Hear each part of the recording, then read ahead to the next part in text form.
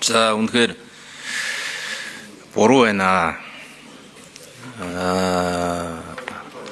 Одоо ингээ буруу улам буруу явъя гэдэг ийм хандлага тогтоод байна. Наранбаатар дарга. 2025 оны төсөв баталж ирсэн их хурл хайцсан бэ.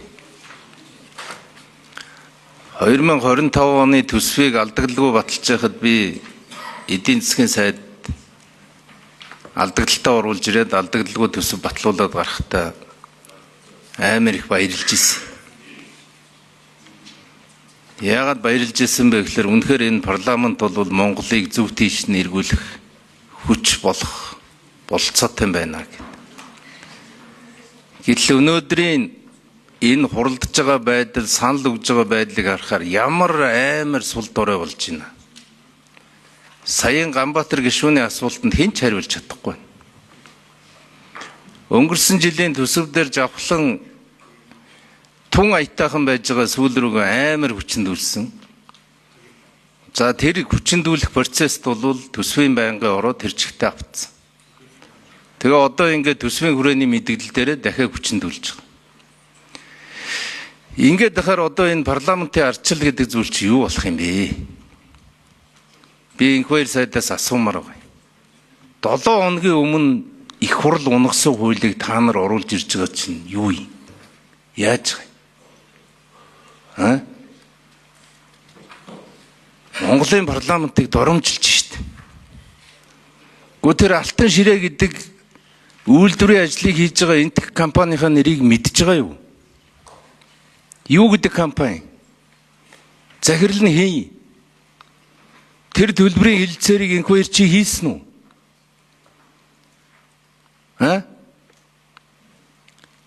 Одоо энэ нөөтийн буцаа олголтыг нэмэгдүүлж байгаа гэж зандан болоод бусад нь бүтэн жил популизм хийсэн. Одоо тэр хуулийг хүчингүй болгоно гэж.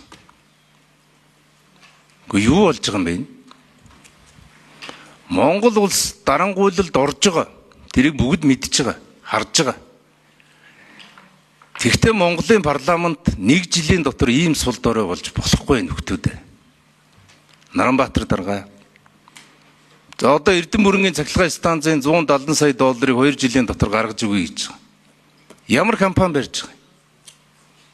Хэдэн жилийн төлөвлөгөөтэй? Мөнгөгүй компани юм уу? Гүн чин хин ч гэсэн хилцээр хийдэг үстэй. Мөнгөө гаргаад ажиллаа хийгээд мөнгө нь бэлэн байна. 5 жилийн хугацаанд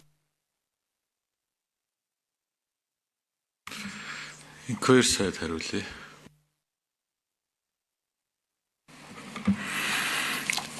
За, Монгол улсын хамгийн гол анхаарах ёстой нь эрчим хүчний салбар.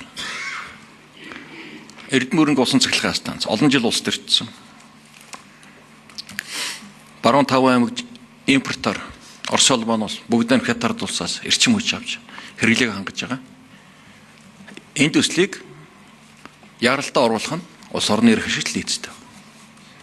Энтхийн зээл алтан ширээ нефть боловсруулах үйлдвэр сая 500 мянган тонн төвхий нефть боловсруулах.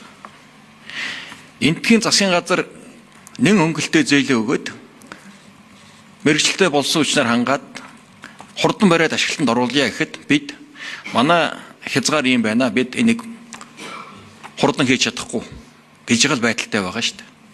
Тэр энийг хуулийн гадуур гаргаж хурдан хийя л гэж байгаа. Санал гаргасан гишүүд маань нэмээд Улаанбаатар хотын Сэлэв төвийн асуудлыг оруулсан байна. Гишүүд энэ дээр шүүмжилтээ хандсан. Ийм засгийн газар өөрийн хөлбөр буюу эрчим хүчнийхээ 2 том төслийг аваад гарья. Нийслэл хот хэрэгжиж байгаа төслийг орхиод хасаад дахин өргөн барьж байгаа асуудал. Энэ бол улс орноо бодож байгаа л асуудал. 2. Нөөтийн асуудал.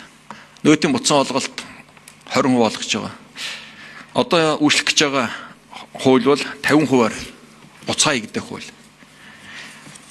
Бодит байдал маань хүсэл хясал 2 маань зөрөөд байна л да. Багш эмч урсгал зардал тэтгэр инфляц толгойтой нэмэгдлүүд өндөр гарч идэв. 27 он 4 их найдын ачаал үүсэт. Тэрийг нөхөх хэмжээний үйлдвэрлэл орж ирэхгүй, орлого орох. Иймд нэмж зардлага үүсэх, урсгал зардлыг нэмэгдүүлэх энэ чинь бараг 1.1 хэдэн их найдаар нэмж байгаа лээ. нөт чинь 1.8 их найдаар ахиж улсын төсвийн орлого буурах ийм хуулийн төслийн хэрэгжилтийг хойшлуулах нь зүйтэй л гэдгийг санана шүү дээ. Гэтэ их хурлын бүрэн эрхийн асуудал. Үгүй нөөтөө буцаана хөрөнгө оруулалтаа зогсооно гэвэл 1.8 их найдаж эсрэг талд 2.2 их найдын л хөрөнгө оруулалтын орон зай үүсэж байгаа. Засгийн газар орон зай нэ. Шинэ хөрөнгө оруулалт байхгүй. Одоо гүйцэтгэж байгаа хөрөнгө оруулалтаа 3.6 их найдын хөрөнгө оруулалт байна. Үүнээсээ 2.2-ыг санхүүжүүлэх эдийн засгийн боломж байна. Хэрвээ энэ хууль өөрчлөлт эхлэх юм бол таны ярьснаар одоо ажиллаж байгаа шилжиж байгаа хөрөнгө оруулалтууд бүрэн зогсно гэсэн үг.